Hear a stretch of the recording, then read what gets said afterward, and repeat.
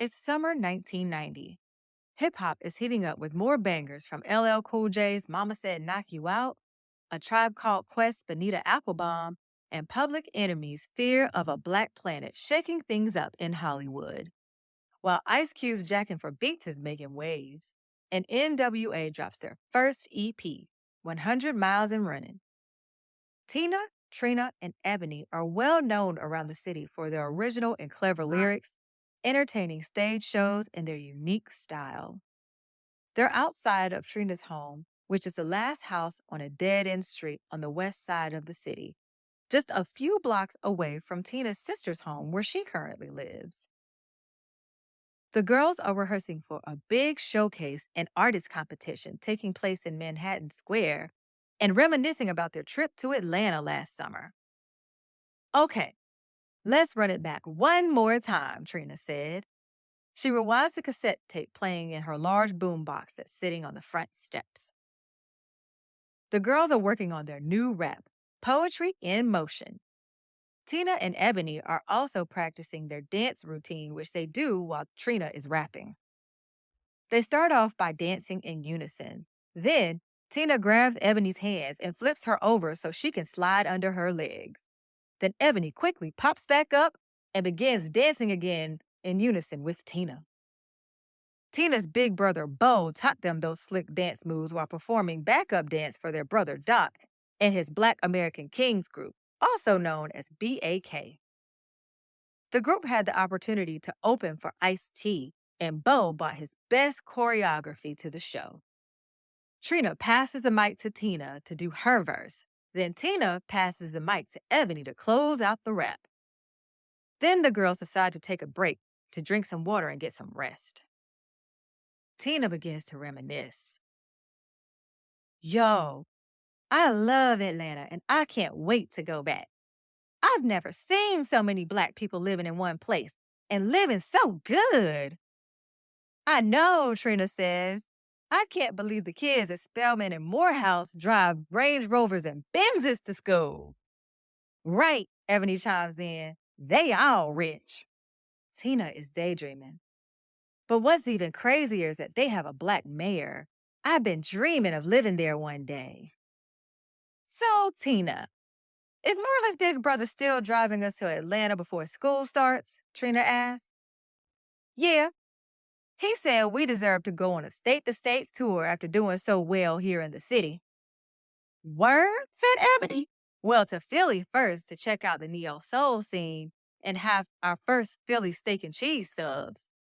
Then we're headed to DC to check out some historical sites. And then we head down to ATL. Ebony looks nervous. I hope my parents don't trip and let me go.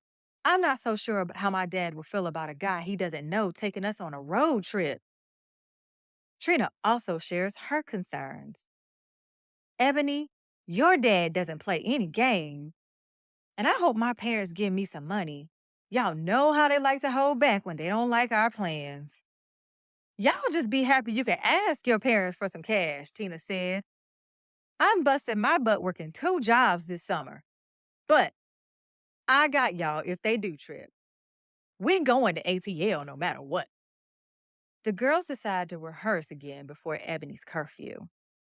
Trina shares her cool idea for the opening of the show.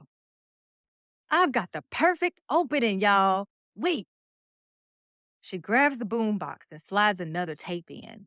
They hear a sample of James Brown's It's a Man's World. As his soulfully electrifying voice belts out the lyrics over the speakers, Ebony goes crazy running down the dead end street yelling, That's so dope! That's so dope! Tina's also hyped up. Oh my God, Ebony! This is crazy. The crowd's gonna go wild. I know it's hot, but we need to find some hats to go with our baggy outfits. This way, we can have our backs turned to the audience when James Brown is playing. Trina chimes in. Exactly. Then we can turn around in unison when James Brown says, Ebony finishes Trina's sentences and sings the hook. But it would be nothing, nothing without a woman or a girl. The girls are happy with their plans. They decide to grab some food before Ebony has to leave. Tina's pivot story continues on episode 6 of the Pivot Muse podcast and is brought to you by PenHaus Media. Before we get into our conversation, it's important for me to acknowledge that the Pivot Muse is being brought to us by Melanin Muse. And Melanin Muse is our love letter to Black women. It is about sharing Black women's stories, our genius, our impact on the world, and owning our narrative. So, with that said, as you pivoted through your career and life, who are your Melanin Muses and what impact have they had on your journey? My melanin muses, those who are with us today and those who are like my ancestors. A melanin muse that really means the world to me is my grandmother. She passed away last year, but during her time with us, she was just a force and very proud of her melanation and where she's from and her roots, but also joy is really what my grandmother taught me and how to treat people with respect and the same energy you give people will come back to you. So she's my ultimate melanin muse. I love it. The Pivot Muse brings you curated stories and advice from global professionals making one of life's most important decisions, which is the pivot. I'm your host, Natina Marie, and our guest today is Courtney Richardson, an award winning creative director, change maker, and champion for Black women and fearless entrepreneur. Thank you so much for joining me. Thank you. Thank you so much for having me. It's a pleasure. Absolutely. So, before we get started, I really have to give you your flowers, not only for being a source of inspiration to my own work, to share Black women's stories, but for your genuine and loving spirit that you share with women like myself. We don't know each other than online and communicating online, but you've sent encouraging words, you like champion my work to keep it going. I really appreciate you. One of the things I learned, the importance of your word. Whatever you say you're going to do, you need to do. And you have to figure that out. You are only as good as your word. Right now, what you showing up for this podcast interview is really just a representation of that. There's a lot of people that talk about wanting to uplift Black women and being dedicated to our culture and our people, and they don't really show up. And so, thank you. Yes, well, absolutely. Thank you for those really, really kind words. When I shine, you shine. That's really my philosophy. And I honestly believe I was put on this earth to empower and uplift all of us, especially Black women. We go through so much change, evolution, contribute so much to society and the world. And the world is so hard on us. The least we can do is be caring, soft, and embracing each other. Absolutely. Let's get real and into this conversation. We're going to start with one of the questions from our lovely Mikaela. Big flex or bigger lesson? Your partnerships, collaborations stretch far and wide beyond many others. So, talk about a partnership or collaboration that was really big, but the lesson behind it was bigger. A partnership that broke the molds and did the damn thing, but yet the takeaway was big.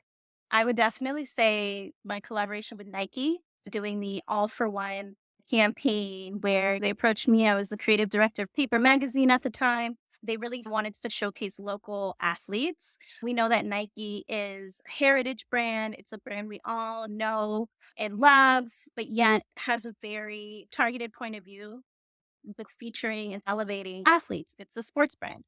I actually went ahead and said, well, why don't we actually look at the local change makers who are on the ground, like the people who are putting in the work, who are getting up at 6 a.m. like an Olympian athlete might, you know what I'm saying, to train, to move the culture forward, to make change in their communities. The campaign was a holiday campaign, so it made it even more of a reason to really showcase local change makers within their communities. Working with Black Girls Code, which is an organization, a nonprofit, their goal is to educate 1 million Black and Brown girls in STEM disciplines. And another organization called Kicks for the City out of Chicago, which Mhm. helps the homeless community. That did have a ton of money budget wise and being able to make lemonade out of lemons, if you will, was honestly the success of the campaign and how people received it. It really blew me away. I knew the day in, the day out, and sort of the blood, sweat, and tears you have to put into something like this. You always think, as a creative like myself, we go in with a little bit of tunnel vision where we're grinding, we have this huge mission, and we never like really look up and look to our left and look to our right to gauge like how people are receiving our work. Well, that Nike campaign was just absolutely amazing. All of the accolades and all the awards are great, right? I walked away knowing standing in your conviction, being bold enough to push the envelope. I could have just said, okay, sure, yes, we want to just feature athletes. It's the Nike way, let's do it. If I hadn't have said, hey, let's actually target a different demo, let's bring another voice into the narrative, into the story, it would have never happened, right? That takeaway just again was another reminder. Whenever you have an idea and you have something else against you, like Nike's a huge corporation and I'm just one amazing creative who's dope, but still I'm one person. But really just gathering the courage, gathering the strength to speak your mind and share your point of view was definitely the biggest takeaway. Well, both pieces were beautifully done.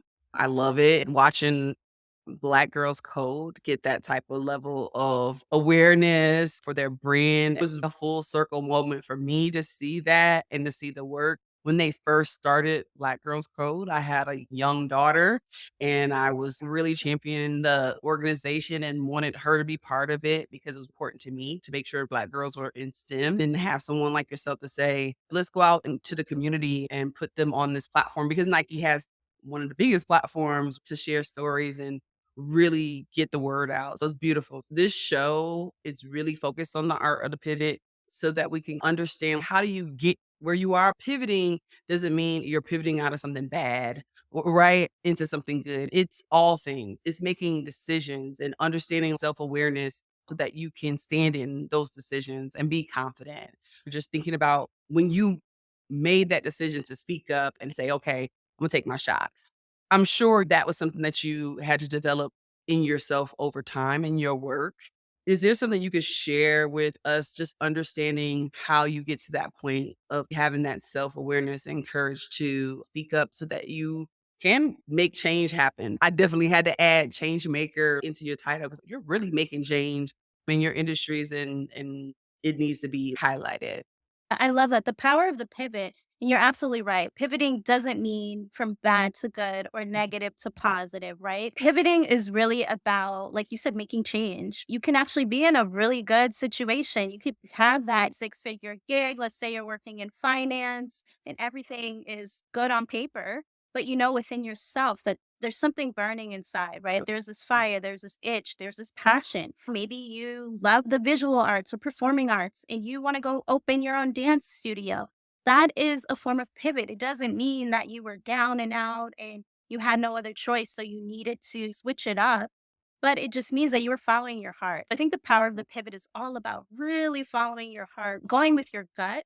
And we only live once, right? Using the power of the pivot and really pulling that lever in life, Mhm. you have to listen to it. I think pivoting is something that you go from one end of the spectrum to the other and is about evolution and transformation. There are many little points, right, on that spectrum that helps you to drive that pivot. If you are, again, working in finance, you're in corporate America, a 9 to 5, what are those lessons that you can take with you as you are on your journey? If you are someone who's in corporate America, you want to start your own business, you want to be an entrepreneur, there are actually lessons that you can take from point A that can help you get to point B. The power of pivot is really, again, about following your heart and learning from your past in order to enhance your present. I love that. You were self-aware at a young age, being privileged to be around creative folks, your uncle, and all these amazing artists, and being able to see that, which helped you. But that didn't mean you didn't face any internal challenges or thoughts when you come from a family of politicians and lawyers. I have to say, there was one quote that stood out to me. If you don't mind, I want to read it. It's from The Muse by Cleo.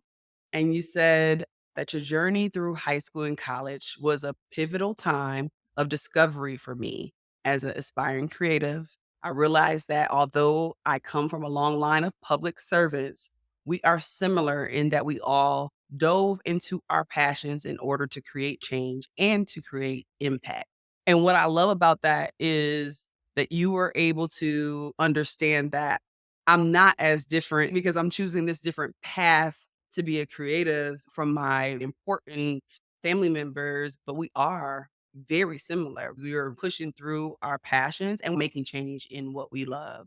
I know for sure that those who master this art of pivot, making these important decisions in their life and understanding that you're forever pivoting, you got to that point where you really understand who you are and you want to stand in that and you want to push and you're so passionate about getting there. It may be like this maze that you go through, but you're focused on that. So I want you to talk about the fact that these pivotal moments in your career, starting with TV and film, digital marketing, moving on to PR work, and then editorial at the paper, creative director. I love that you mentioned prior, even though you were in editorial, you also were able to direct the in-house creative agency. Tell us about that journey. Anything that you think will be really helpful thinking about pivots and making decisions and taking those skill sets that you learned at one place and helping you get to where you are today. For sure. I'm also a first generation American. My parents are from West Africa, Liberia, and I come from a long line of, like you said, public servants, doctors, lawyers, engineers. I was a little bit of maybe not the black sheep, but sheep dipped in gold and glitter. Coming from an immigrant background, there's this expectation of, oh, you have to be in the sort of hard skills sort of careers, whether that's a doctor, lawyer, etc. But for me, I always knew that I was a creative person. Whether it was something in school, I always tried to bring creativity into it. If I had a debate or a speech, I would always bring some pop culture references, things that really spoke to me or were of my interest. My journey is not a typical one. It's definitely not linear, to say the least. I love you, Natina, because you've actually done all of your research. Like, you have all the receipts, and that's great. I do a lot of these things, and a lot of people just get the top line. I love that you like did your due diligence so that I can share my story and share my narrative. Where I am today is so interesting because I've worn so many hats. I am the epitome of what it means to pivot, right? It's breaking out into TV, into entertainment, into digital marketing. Great for me. I absolutely love the entertainment industry. Again, my uncle was a huge influence, being a music video director and spending time with him on set definitely opened my sort of creative eye as a kid. I started there, but then I am always so open to new experiences, to learning how to manifest my creativity through other means. Like you said, I've worked in PR, working for a huge beauty brand, working within the North American markets, Canada and US, to working for a hair extension brand and opening stores across the country, to working in editorial. My creativity has really manifested through pivoting. As I've pivoted, my creativity has shaped, formed, and evolved in different ways. Had I not honestly taken those risks or kind of taken the path less traveled, right? Taking the detour at the gas station pit stop at the Wawa in Jersey or something to pick up a sandwich. Life is not one straight shot. That's why we have this GPS system and map of different ways and different tunnels, scenes that you can take in on your journey. Honestly, if I hadn't have done that, even starting my own agency and working with Black and brown beauty and lifestyle brands and clients, I was seeing in corporate America that those budgets weren't given to those audiences. I said, listen, I'm going to get clients in Vogue. I'm going to create some really dope experiential activations for these brands. I'm going to make these brands household names. And being able to do that, again, had I not pivoted and taken the leap to try, I wouldn't be where I am today. Those sort of formative years for me, from high school, college, to getting out into the real world and just saying, hey, you know what? I'm going to cut my teeth on everything and see where this takes me. I know this is super cliche, the saying of it's not the destination, it's the journey.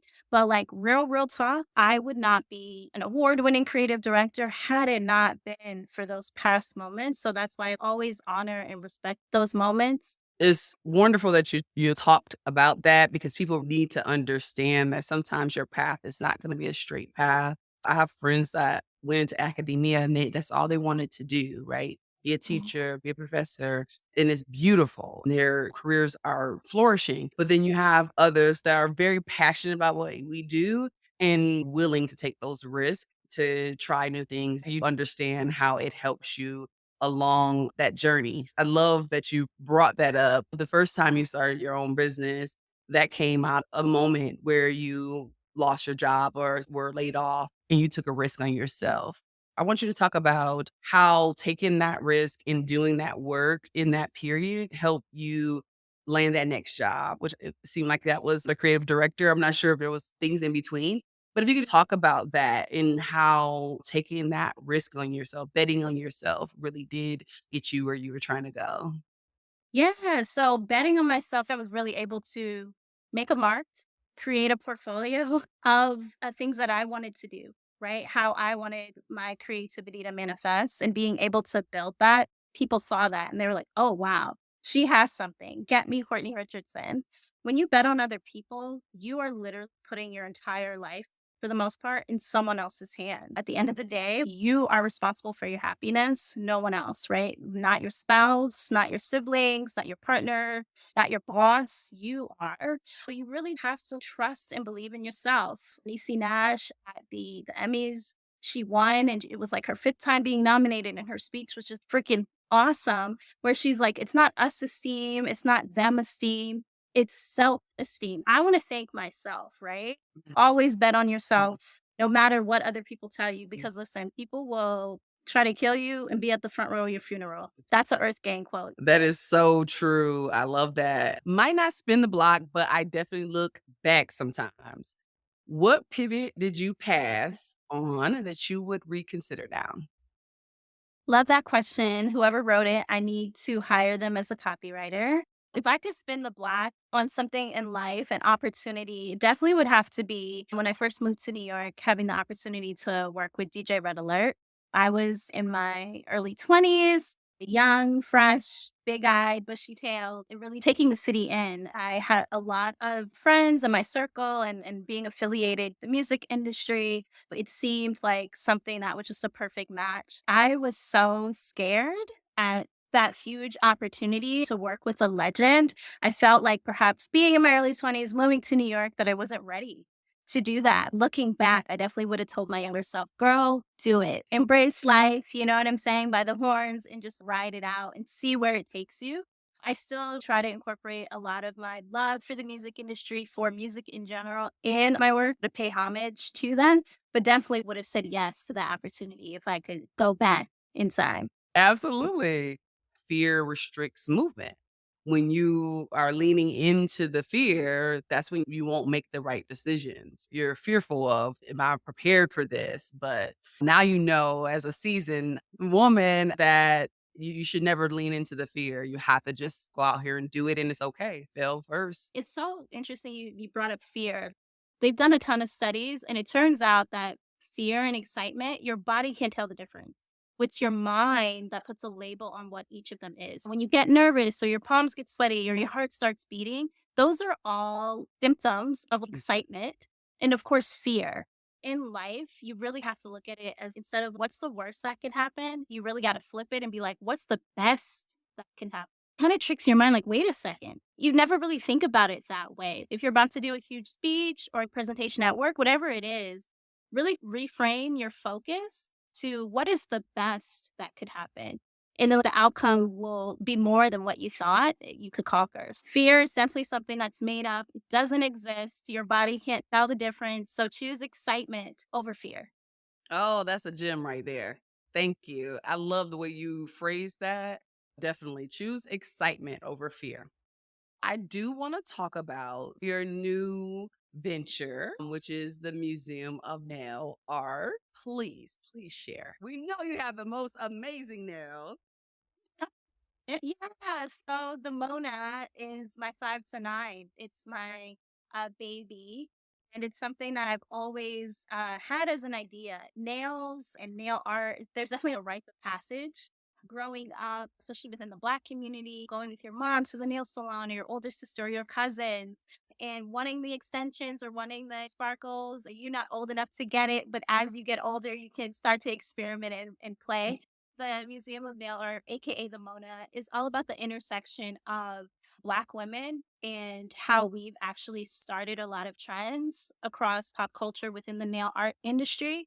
We'll have an exhibit that's called Tough as Nails that's going to be dedicated to SWV, FloJo, Little Kim, Missy Elliott, all of these women who have paved the way of self expression through their nails. And no shade to the Hailey Biebers of the world, the Kylie Jenners, but you'll see these articles in these publications. It'll be like, Hailey started the glazed donut manicure. And it's like, eh, let's do our research. Let's go back in time and really showcase the women who've paved the way. Even like women like Nefertiti, this amazing warrior, goddess, Egyptian Black woman. Don't get it twisted. She actually would paint her nails with the blood of her enemies. She would actually rock a fresh red mani thanks to her hater, if you will. The Mona is all about, again, honoring that, and we'll be opening a space later this year in the city with a goal to open a number of locations throughout the US and then going international to either looking at Japan or South Korea. Oh my gosh. I am so excited. That is beautiful. I love it. Love it. Love it. I love how this is this major pivot that's been in the works. It's been something that you've been passionate about that you are now adding to your, portfolio of work. And it's just so beautiful how it ties back to just truly who you are. The importance of the history of Black women and Black women's stories, and making sure that you tie that to, the creative industry. And we know nail art is one, it hasn't been put on the level that it should be, right? Because they are artists as well. My daughter's about to be hyped. Okay. Yes, I mean, there's intentionality in everything my daughter does when it comes to her art. She's an artist, and her nail art is a story behind it. Her first tattoo, I couldn't even be mad. She was studying in China. She was 16. I didn't want her to have tattoos. I'm all being rigid. And she's an artist. She was out there on her own. I'm gonna get my tattoo. But when she brought it back to me, I had nothing to say because it was such a beautiful story Mm. behind it. She was the one that sketched it. That's when you get a tattoo right there, right? Okay. She didn't get to the tramp stamp for the first one. Right, right. It's really beautiful to see someone that also has a passion for telling stories and being a change maker, but tied into the culture that way. Kudos to you. And thank you for sharing that with us. Thank you. Yeah, thank you. It's definitely something I'm super, super stoked about and really excited to share with the world. I love it. So, just talking about working full time, doing these major projects that you're doing, and having to carve out time for something that's very important to you. What does that look like behind the scenes? Hmm. So I do have a full-time career. I do have a full-time role. Having that, and I call it my 5 to 9 because it's something that I definitely dedicate full on. The Mona is something that is near and dear to me. For me, I think it's important for us in life to, we have bills to pay, we have adulting things we have to handle, but definitely having, I believe in having multiple streams, Mhm. not only multiple streams of income, but multiple streams of passion, of creativity, of multiple streams of having an outlet. For me, they say when you do something that you really love, it doesn't feel like work. And for the Mona, that's what it is for me, right? It's something that is not, I don't need to think too hard about it. It's just something that I could do it in my sleep because I love it so much. Honestly, that's what fuels me. Yes, I have a very, very busy schedule from top to bottom. It's that, again, fuel, that passion, that need, that desire to share the Mona with the world, to share my passion project with the world. That is not even second thought, right? It is, okay, how do I schedule a conversation with this nail artist to tell their story, for them to have an exhibit? If you can make it happen, do it, right? The world's impossible.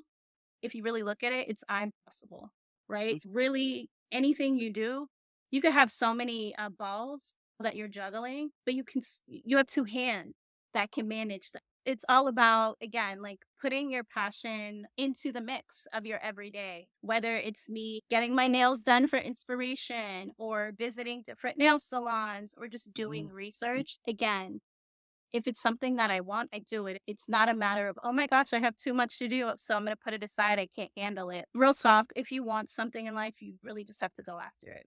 Yes, absolutely. The biggest thing is to move past your fear and have that courage to just do it. Tell us how the project with Meg Thee Stallion even came about.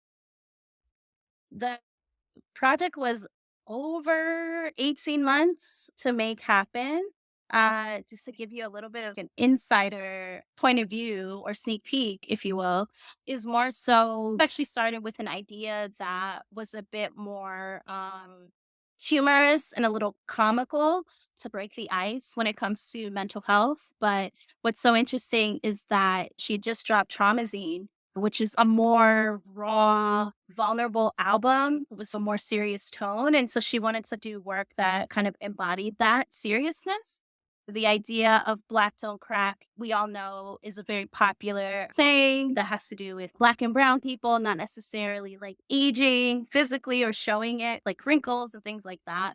But it goes deeper than that, right? Like we know in the Black community that topics around mental health are either taboo or not really talked about or discussed or even properly addressed. We do internalize a lot of things and we crack on the inside. So that sort of double metaphor Right. of Black to crack. And Megan is an absolute gem. She's not only a superstar, but she is someone who wears her heart on her sleeves. She donated her time to be a part of the campaign for Seize the Awkward, and being able to creative direct her and actually work with her again, which is a phenomenal opportunity. This was definitely to really speak to the young Black girl out there, as well as women who don't necessarily are able to really express themselves and who are holding things inside or feel like they can't reach out to a friend when they're going through something. That process was absolutely like a 10 out of 10, no notes,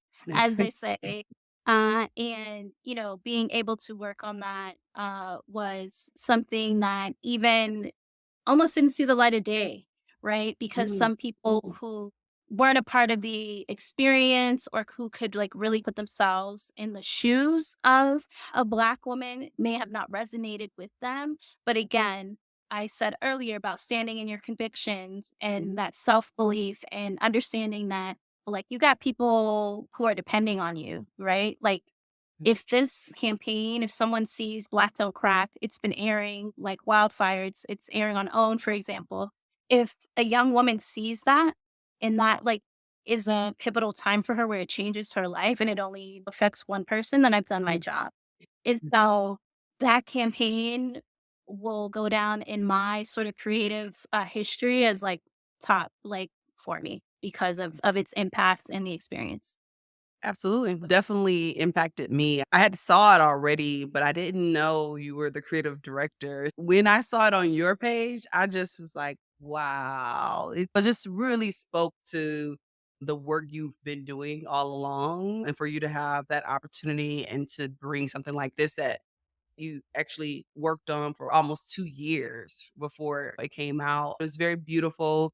It was something that I really took to heart of, like, the importance that we know our culture, Black women and Black men need to hear, like, everyone needs to hear. It was just a beautiful moment. Just knowing that it humanized such a big star, right? We know the even with the album, but that piece there really put that human side of Meg Thee Stallion that also deals with the same things. And then she could really talk about what it means to her to just have sisterhood and be able to talk to your friends when these things are going on and encourage people to do that. Of course, it's like I gotta make sure I tell my girl how beautiful this is and let her know that I'm starting a podcast.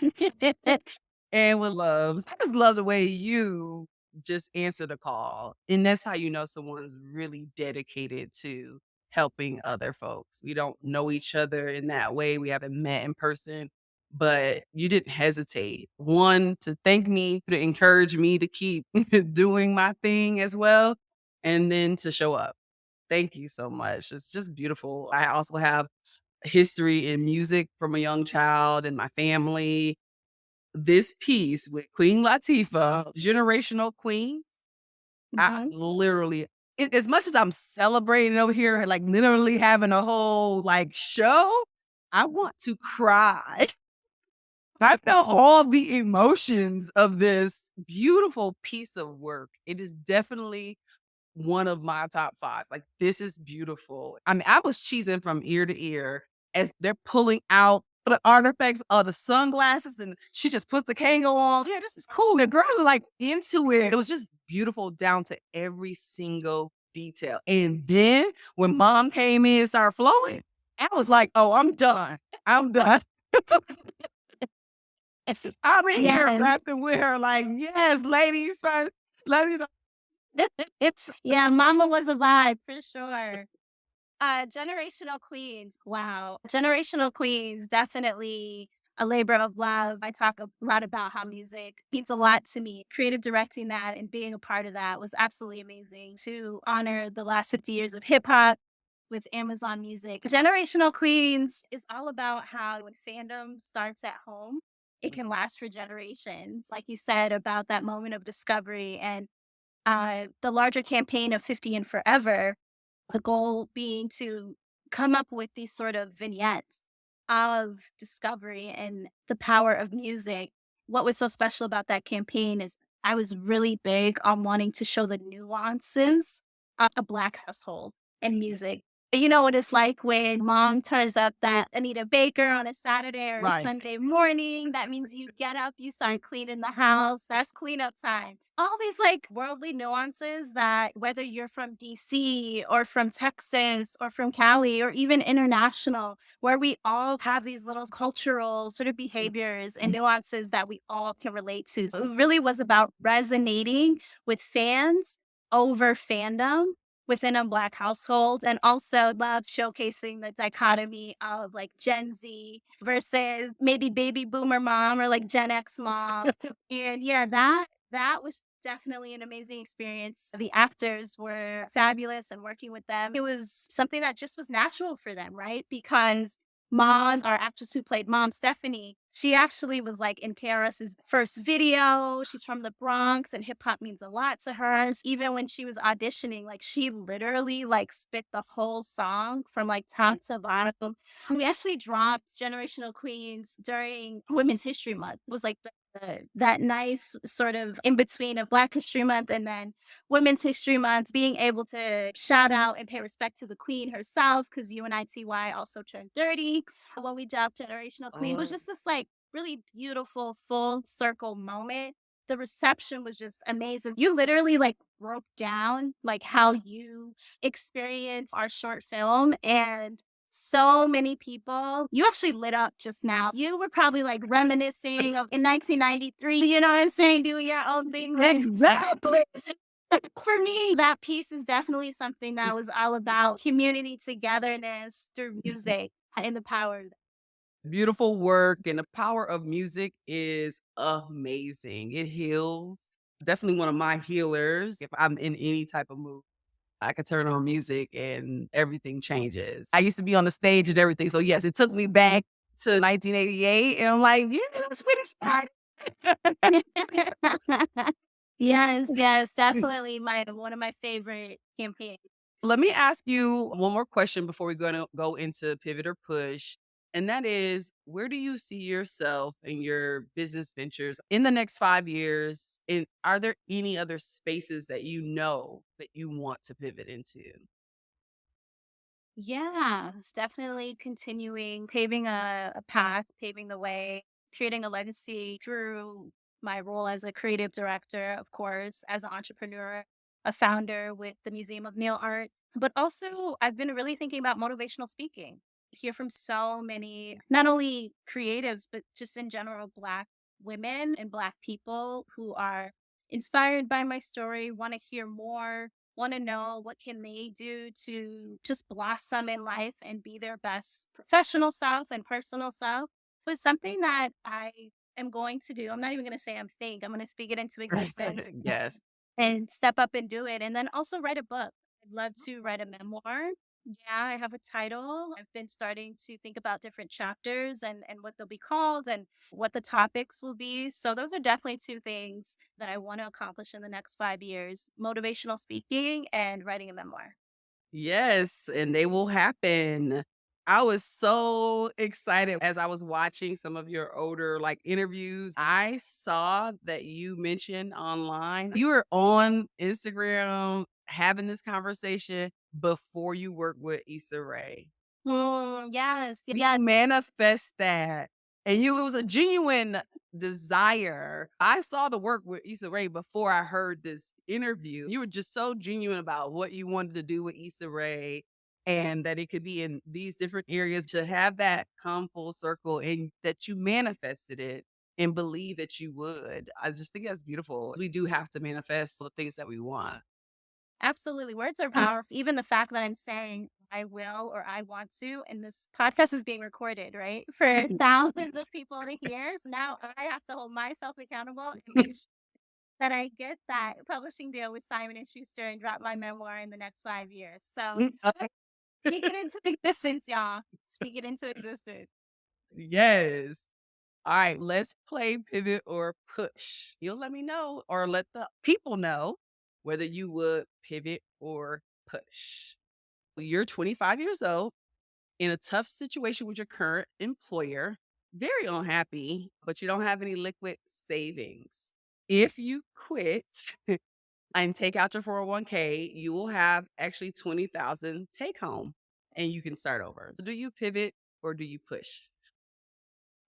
Well, where are you living is the real question. Are you in New York City? Are you in Cali? Like, That is a good one because both of your homes, 20K really does not stretch people. it does not go very, very far. So again, is this person living? Where am I staying? Am I in the South, down in Atlanta, or in North Carolina, where the rent's a little cheaper, it's a bit more affordable? I think in your world, it's Cali or New York. Got you. 25 years old, unhappy, can take out my 401k and get $20,000. I would push with an asterisk. Sometimes you have to go through to get to, right? So there are many experiences, many jobs, roles, especially being a young professional and starting off. There are things you're not going to like doing or environments you're not going to necessarily either fit in or like being in. But at the same time, you have to milk it, right? So when I say that, really use the opportunity to network, to give yourself, okay, I'm going to push through this for 6 more months or a year and really challenge yourself to figure out, okay, once I leave here, what is my next step? What is it that I want to do? Then you could possibly take out your 401k, use that money because it will no longer be 20K. It'll probably be a little more than that, and invest it in the idea that you were coming up with during that time you were pushing through for the 6 months or the year that you told yourself. I definitely would push through, but with caveat. I love it. Great advice. Okay. So you're entering a serious relationship, but you discover significant differences in values and life goals. While tempted to pivot away and seek a more compatible partner, you deliberate on whether open communication and compromise can bridge the gap, or if it's time to move on and focus on your personal happiness. Do you pivot or push? Pivot, pivot, pivot, pivot. Value system is something that is super important, not only in your professional career, but in your personal career, with life, I should say. Look at me, bringing the 9 to 5 to the 5 to 9. No, but you should definitely pivot because a value system is something that is ingrained in all of us. If that value system doesn't attract, those value systems aren't attracting each other, you're wasting your time. So definitely pivot out of there, personal happiness over everything. Yes. All right. Last question. You find yourself in deep debt after living a lavish lifestyle and lots of girl math. Now you're faced with a decision between pivoting, going to live with your family to pay off debt, or pushing through. and cashing out on that 401k to pay off your debt and start over. Do you pivot or push? I am going to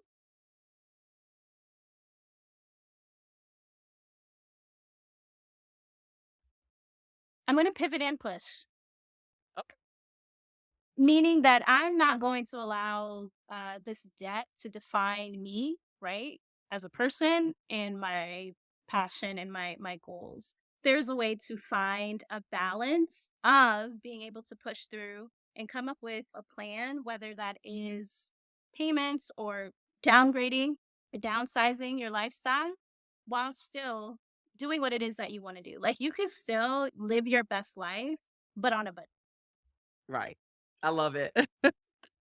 Thank you for playing pivot or push with us. And I am so honored and grateful for your time. Thank you so much for just being such a light. I really appreciate that. Thank you. Same to you, Natina Marie, and really shout out to you. Continue doing what you're doing. Again, the people, the culture needs your platform. I think we have the title of your next book or the book that you're about to drop soon. Hopefully, again, speaking things into existence. Power of the pivot. That's it. Thank you. And I received that. Yes, it was first said right here, right now with Courtney. Thank you.